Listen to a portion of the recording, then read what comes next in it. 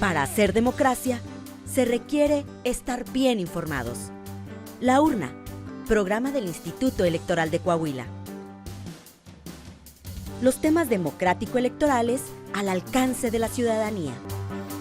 Hola, ¿qué tal? Bienvenidos a su programa La Urna, producción del Instituto Electoral de Coahuila. Como siempre, les saludamos y le invitamos a que se quede con nosotros. Protagonistas de la vida democrática de Coahuila y de México en comunicación directa con usted. La entrevista. Muy buenas tardes a todos, todas y todos los que nos acompañan en una emisión más de La Urna, programa de radio y televisión del Instituto Electoral de Coahuila. Mi nombre es Óscar Daniel Rodríguez Fuentes y el día de hoy tengo el placer de presentarles a un invitado muy especial, José Benjamín González Mauricio. Él, me voy a permitir presentarlo, es un especialista en derechos humanos con una amplia trayectoria en este ámbito. Él es maestro con doble máster en Derecho Internacional y Derechos Humanos por parte de la Universidad de Santiago de Compostela, España, teniendo una especialidad en Defensa Internacional de Derechos Humanos por parte de la Universidad de Alcalá de Henares, de la Escuela Práctica Jurídica de la Universidad de Zaragoza y el Centro Latinoamericano de Estudios Humanos, y además es abogado por la Universidad de Guadalajara en México. Es experto en diversidad sexual por parte de la Universidad Diego Portales de Chile, el Ministerio de Justicia y Derechos Humanos de la Presidencia de la Nación Argentina, la Comisión de Derechos Humanos de Jalisco y la Defensoría de Derechos Universitarios de la Universidad de Guadalajara. Ha sido participante en diversas competencias internacionales en materia de derechos humanos, en la UNAM, en el Centro de Justicia de las Américas, en Costa Rica, en el Instituto Colombiano de Derechos Humanos, el Instituto de la Democracia y Derechos Humanos de la Pontificia Universidad Católica de Perú.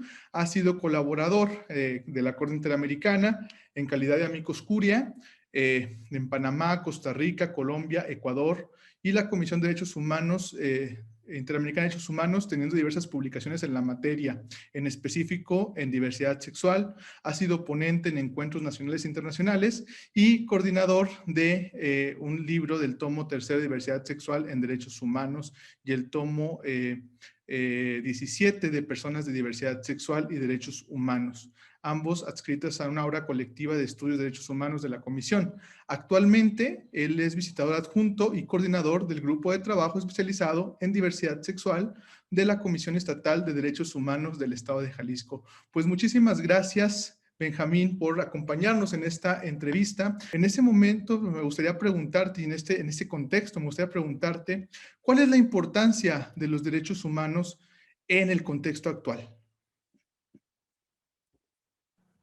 Muchísimas gracias. Antes que nada, muy buenas tardes, noches o días, dependiendo de la sintonía que que estén sintonizando, vea la redundancia, las y los asistentes. Para un servidor es un placer acompañarles en este día para poder dimensionar un tópico de vital importancia, que es hablar sobre los derechos humanos. Por parte de un servidor, me siento complacido el estar esta tarde, este día, el acompañarles. Por lo anterior, y dada a la interrogante aludida y formulada para que un servidor pueda contextualizar este margen de apreciación de la importancia de los derechos humanos y el por qué o el sentido de por qué reivindicar ese tipo de labores dentro de los estados o dentro de la comunidad internacional. Antes de iniciar, debemos de entender y concebir qué es un derecho humano, para conforme a ello, el poder visualizar cuál es el ámbito histórico-social de su celebración.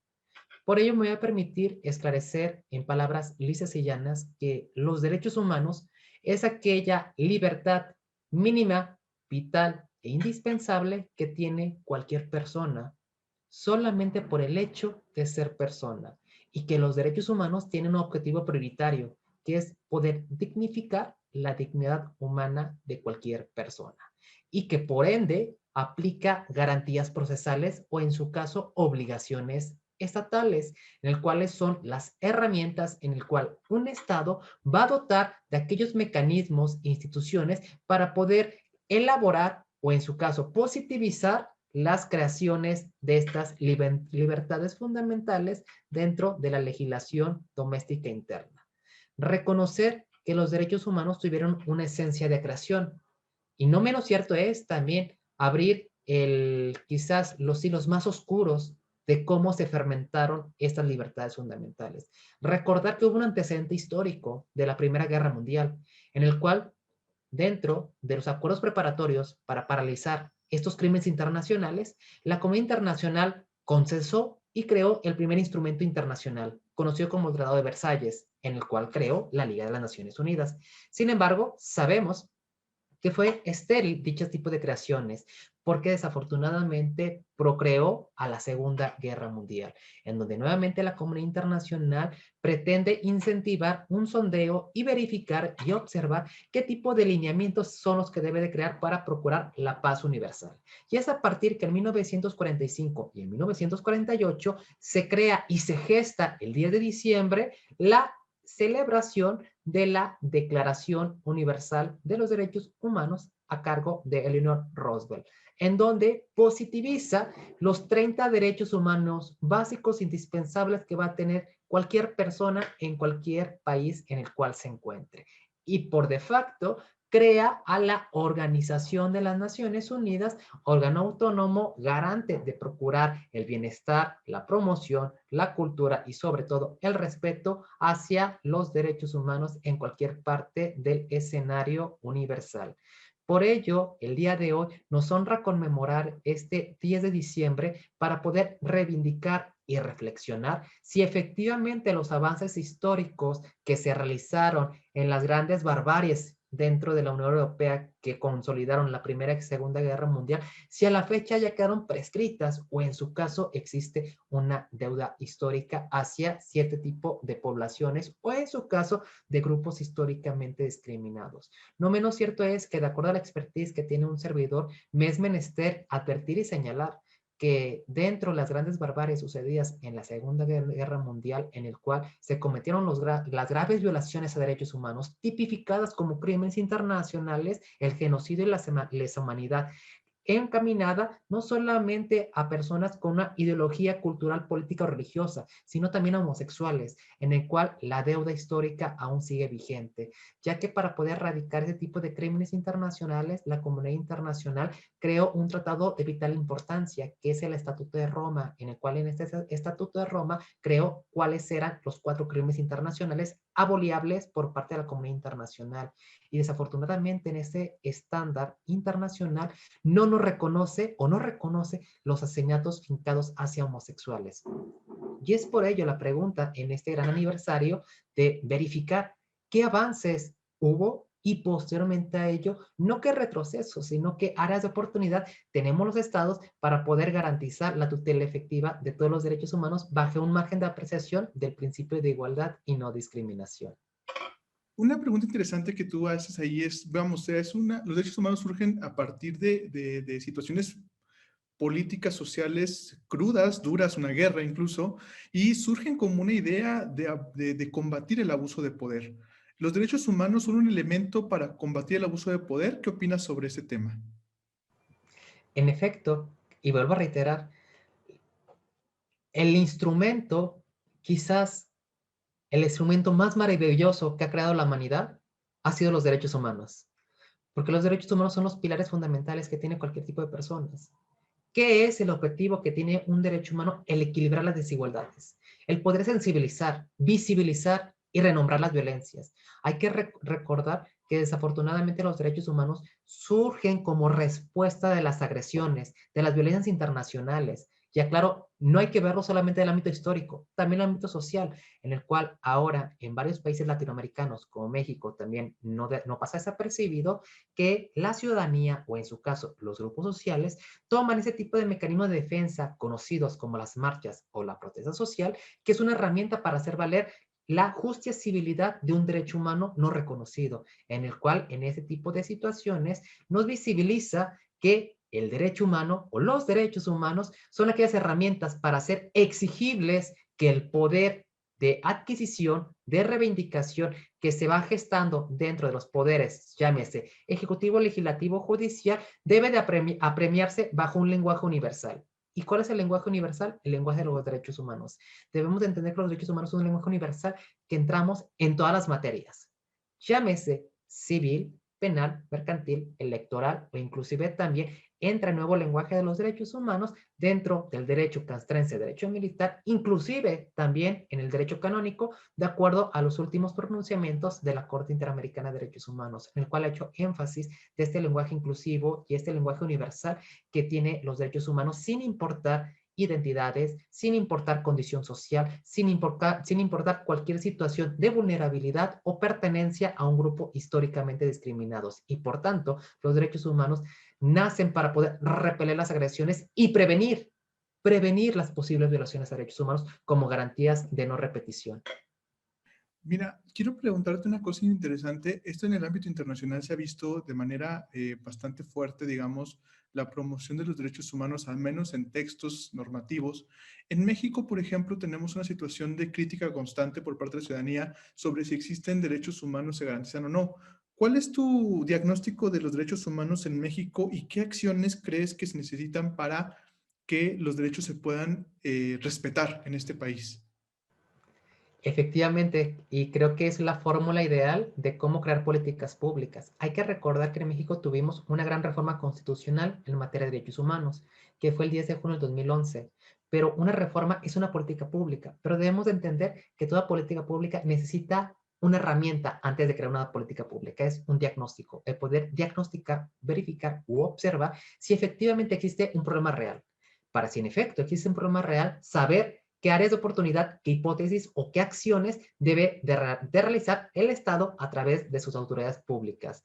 Si bien es cierto, dentro de este diagnóstico de los derechos humanos a nivel nacional, reconocemos que anteriormente en la Constitución Política de número 1917, que aún sigue vigente, anteriormente no se categorizaba los derechos humanos. Anteriormente se concebían como garantías individuales.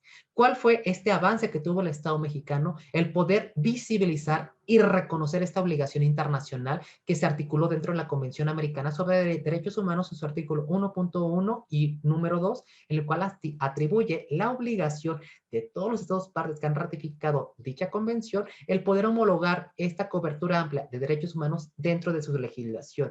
Y es por ello, y en alcance de dar cabal cumplimiento, México toma la apertura para reformar su máximo órgano legislativo, que es nuestra Constitución Política de los Estados Unidos Mexicanos, en el cual el 10 de julio anexa en su primer capitulado los derechos humanos y sus garantías, entendiendo, y me gustaría que quedara muy claro, que los derechos humanos son las libertades básicas y las garantías son las herramientas en el cual el Estado va a garantizarte, o es la herramienta en la cual el Estado está obligado a garantizarte tu tutela de derechos humanos. Sin embargo, también hay que recordar que ese tipo de avances que hubo en la reforma constitucional es quitar la locución que anteriormente en el artículo 1 constitucional se desempeñaba, que en México los hombres o el individuo tenía derechos humanos, en el cual existía una deuda pendiente dentro de las corrientes feministas, en el cual no percibía y dejaba fuera hacia las mujeres.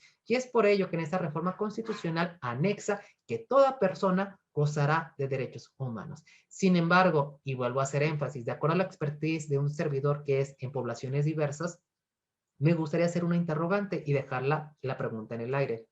¿En qué artículo de la Constitución Política de los Estados Unidos Mexicanos aparece la palabra diversidad sexual? En ninguna.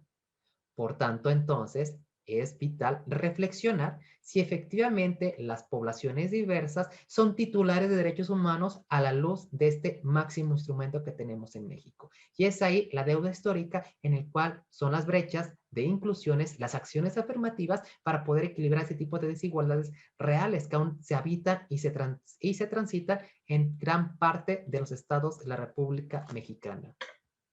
Pues muy interesante tu comentario sobre esta situación. Fíjate que justamente lo que estábamos viendo es, o que si uno se pone a analizar la Constitución, no se hace una alusión en el artículo 1 a la orientación sexual, pero no a la diversidad sexual como tal. Esta pregunta es muy buena. Vamos a hacer una pausa en este momento y volvemos con esta pregunta. ¿Te parece? Muchas gracias. Volvemos en un momento a su programa La Urna, programa de radio y televisión del Instituto Electoral de Coahuila.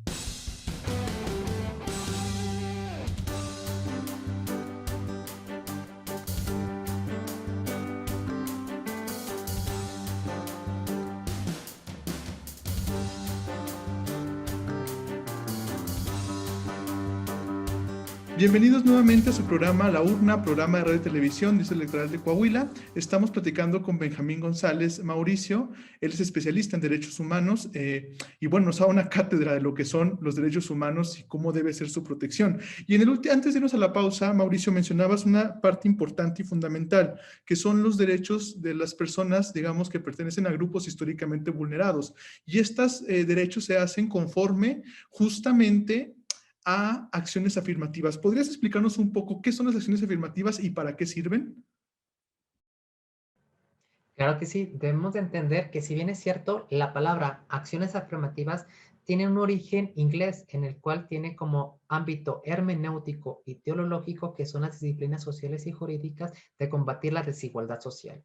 Ese tipo de iniciativas las ha tomado de manera positiva el Tribunal Electoral en nuestro país y no obstante también la Suprema Corte de Justicia, que normalmente se van viniendo gestadas por tribunales internacionales como lo es nuestro máximo órgano en materia de derechos humanos, que es la Corte Interamericana de Derechos Humanos.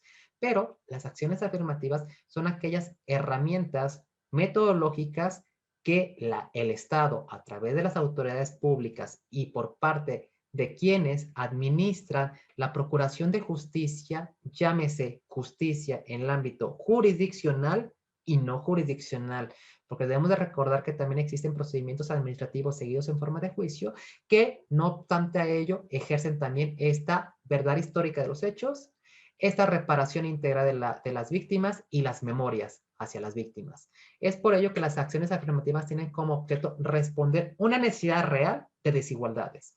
Y esas acciones afirmativas van de acuerdo a la ordenanza en materia de derechos humanos de verificar la perspectiva de derechos humanos que se debe de brindar dentro de las obligaciones, tanto constitucionales y ahora también convencionales, en el cual nos exige nuevos tipos de criterios y exhaustividades, como lo es la aplicación de los principios pro personas, la interpretación conforme, el control de convencional ex oficio con efectos catalizadores y posteriormente a ello fermentan la ejecución de acciones afirmativas. No obstante ello, también recordar que las acciones afirmativas tienen una segunda obligación. Y esa segunda obligación es visibilizar las causas, visibilizar quizás los puntos de mejora y combatir esa desigualdad social. Por ejemplo, en materia político-electoral tenemos también la visión, quizás que estamos normalmente ahora celebrando este marco que se realizó en agosto en Ciudad de México, que fue la elaboración de una declaración, si bien es cierto, una declaratoria, para poder incorporar esas acciones afirmativas dentro del acceso tanto de las personas que desean aspirar a cargos públicos, pero también de las personas que tenemos la obligación de elegir aquel tipo de personas, en el cual nos da las herramientas y los lineamientos del debido abocamiento de los derechos. No obstante decirme qué derecho tengo como persona sexodivergente, sino además darme la garantía, darme la obligación, darme la pauta como autoridad pública de saber qué tipo de instrumentaria, qué tipo de atención especializada debo de responder. No quiero tampoco que pase desapercibido que las acciones afirmativas van muy ligadas o son acciones hermanas como son también las acciones de los efectos de la interseccionalidad. Debemos entender que la interseccionalidad es una herramienta metodológica que, contrario a las acciones afirmativas, estas tienen por objeto visibilizar no solamente en qué grado de situación de vulnerabilidad se encuentra una persona, sino además qué otro tipo de grados o contexto de vulnerabilidad se encuentran las personas o los habitantes. Por ejemplo, sabemos y entendemos que si un ejemplo aparece una persona transvesti, transgénero, intersex, en el cual al momento de garantizar el acceso, un ejemplo, a espacios seguros, se está ejecutando una acción afirmativa tendente a responder a este tipo de necesidades. Pero no menos cierto es de que cada caso debemos de analizarlo de acuerdo al contexto en particular. Por ejemplo, ¿qué es lo que pasa cuando una mujer transgénero viene de una comunidad por originario, tiene una discapacidad y aunado a ello tiene orientación distinta o tiene una identidad cultural diversa o ancestral? Es ahí en el cual visibilizamos los grados de opresión que quizás pueda tener este tipo de personas y los obstáculos que, contrario a una mujer trans, que esta mujer trans que tiene este tipo de categorías y situaciones, se debe de apreciar una vital debida diligencia, pero una debida diligencia reforzada, en el cual es una obligación que nos señala tanto la Convención de la CEDAW, la Convención Belén do Pará y sobre todo la Ley General de Acceso a una Vida Libre de Violencias, en particular hacia las mujeres, que es en donde se está fermentando lo que son los tópicos de la interseccionalidad. Pero vuelvo a hacer énfasis. Las acciones afirmativas en conjunto con las acciones de la interseccionalidad son acciones hermanas que deben de complementarse para responder a una acción real y una igualdad sustantiva en el cual efectivamente equilibre la plena libertad de los derechos autónomos ya adquiridos. Una pregunta sobre esta parte. Actualmente hay un debate en muchos soples, incluido el de nosotros. En Coahuila tenemos ahorita un debate, justo está suspendido por una resolución judicial, pero bueno, es otro tema que después plantearemos. ¿Por qué es importante que los soples tomen acciones afirmativas en favor de grupos históricamente vulnerados, perdón? ¿Por qué consideras que es importante esta parte? Debemos también de no reflexionar, sino también tener este tipo de juicios de valor y verificar, como en preguntas posteriores habíamos esclarecido, que aún sigue un sesgo de desigualdad, no solamente por acción, también por omisión legislativa, en donde aún si la máxima ordenamiento legislativo, que es la Constitución Política de los Estados Unidos Mexicanos, carece de visibilizar a poblaciones en situación de vulnerabilidad e históricamente discriminadas, por ejemplo, y nuevamente hago énfasis a poblaciones diversas, como quiero también reforzar, replicar o en su caso convalidar que las leyes generales que en ellas se derivan de la misma Constitución tengan esa misma apreciación o visibilización. Es bajo este tipo de tesituras que entonces las autoridades públicas, llámese en los espacios en el cual se garantizan los derechos políticos y electorales, de poder visibilizar a estas personas como titulares de derechos llámese civiles y políticos, llámese económicos, sociales y culturales. Debemos de entender que la primer génesis que debemos de invocar dentro de los escenarios de decisión es visibilizar a las personas, visibilizar que son ciudadanas, ciudadanos y ciudadanes, y que las instancias públicas tenemos la obligación de poderles reconocer, nombrar, visibilizar y conforme a ello, el abrir las puertas, los escenarios para que esta persona entre al mismo criterio de igualdad y no discriminación. Pues interesantísimo esta parte, sobre todo porque justamente estas acciones buscan al final de cuentas y se fundan en el principio de no discriminación contenido justo en el artículo 1 de la Constitución. Es decir, no solamente la discriminación puede ser directa de algunas acciones directas, sino puede haber discriminación indirecta a las personas. Puede haber discriminación estructural e histórica que no permita que accedan a los cargos públicos y justo por eso se puede justificar la acción afirmativa en favor de diversos grupos. Eso dependerá de cada estado, justo por su propio contexto geopolítico. Bueno, pues te agradezco mucho esta entrevista. Estamos casi al finalizarlo en el tiempo, pero ha sido una entrevista muy interesante. De verdad que esperamos tenerte nuevamente en esos espacios. Y no me quedaría más que darte estos últimos minutos que nos quedan.